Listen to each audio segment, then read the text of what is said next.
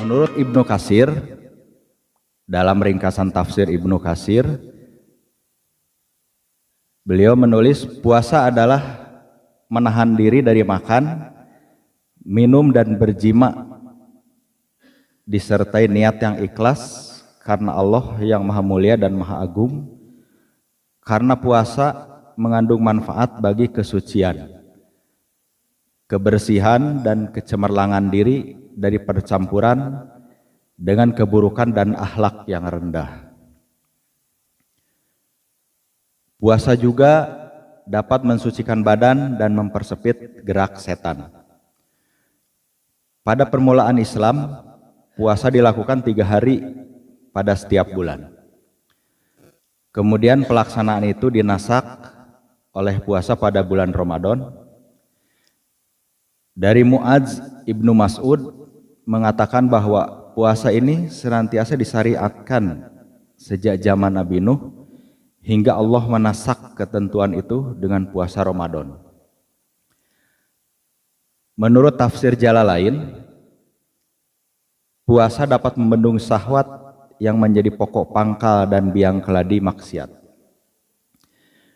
Buya Hamka menjelaskan puasa adalah upaya pengendalian diri seorang hamba terhadap 2 syahwat dirinya, yaitu syahwat seks dan syahwat perut yang bertujuan untuk mendidik iradah atau kemauan dan dapat mengekang nafsu. Keberhasilan pengendalian diri tersebut akan mengangkat tingkatnya sebagai manusia. 4 hikmah puasa Ramadan dalam perspektif tasawuf, korelasi tasawuf dengan ibadah puasa Ramadan.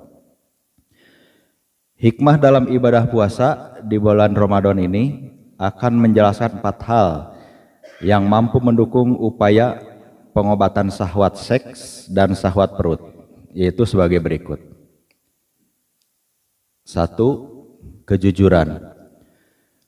Hubungan kejujuran dengan puasa ibadah Ramadan adalah puasa menyadarkan dirinya sebagai seorang hamba, bukan seorang yang berpredikat dunia seperti penguasa, pejabat, dan predikat dunia lainnya.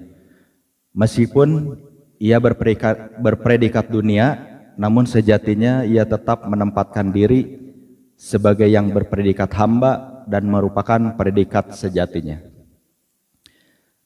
Dengan puasa yang dilaksanakan di bulan di mana diturunkan Al-Quran, telah mengingatkan dirinya bahwa yang menjadi predikat termulia dan tertinggi serta tidak tertandingi di antara makhluk adalah predikat Tuhan, yaitu Allah yang Maha Rahman, tidak yang lainnya sama sekalipun. Hal di atas terlihat dari bukti perbuatan saat seorang hamba Allah Subhanahu wa Ta'ala melakukan puasa Ramadan dan puasa lainnya saat ia berada sendirian. Tentunya ia mampu melakukan penipuan dengan meminum setetes atau seteguk dari minuman yang ia punya. Namun ia mengakui bahwa Allah melihatnya dan tentunya ia telah melakukan penipuan pada dirinya sendiri. Karena ia telah membatalkan puasanya meskipun tidak ada satupun manusia atau seorang hamba menyaksikannya. Kedua, pengakuan kepemilikan Allah Subhanahu wa Ta'ala.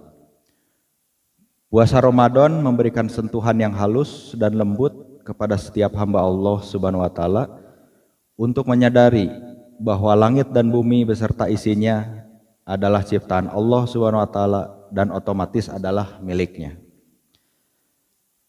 Hal tersebut terbukti dalam pelaksanaan puasa melalui penahanan makan dan minum.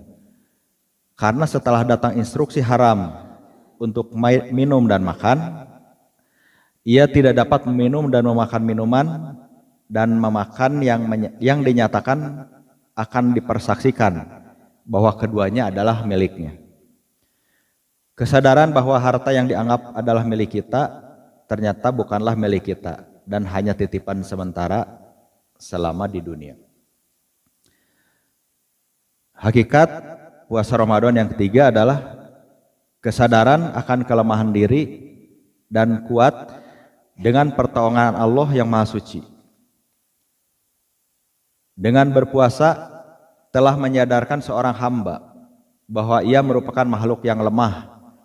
Apakah ia seorang pejabat, seorang penguasa yang berjaya, dan penguasa yang kaya raya, bahkan seorang juara dalam bela diri, maka ia akan lemah saat setengah perjalanan puasa dan merasakan haus, lapar, dan serbuan godaan syahwat untuk ia terdorong dalam berbuka.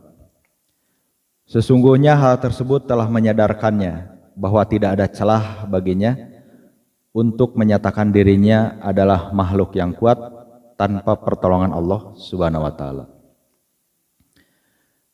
Pertolongan tersebut datang saat azan maghrib berkumandang dan kesadaran seorang hamba akan meningkat bahwa di samping pengakuan bahwa dirinya sebagai makhluk yang lemah, juga mengakui bahwa ia bisa menjadi kuat dengan pertolongan dan izin Allah yang Maha Rahmah.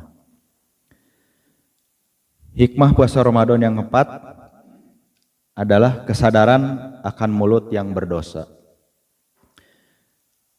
Dalam beberapa tahun belakangan, bahwa bau mulut seorang yang berpuasa telah menjadi keresahan bagi orang-orang yang berada di sekitarnya. Kajian kesadaran seorang hamba bahwa bau mulut tersebut mengingatkan kita kepada hal yang hina, maka kita akan terhenti untuk menghina diri orang lain, sebab kehinaan tersebut juga bisa hadir pada diri kita. Akhirnya orang yang berpuasa akan selamat dari melakukan hal-hal yang hina dan menghina orang lain di sekitar.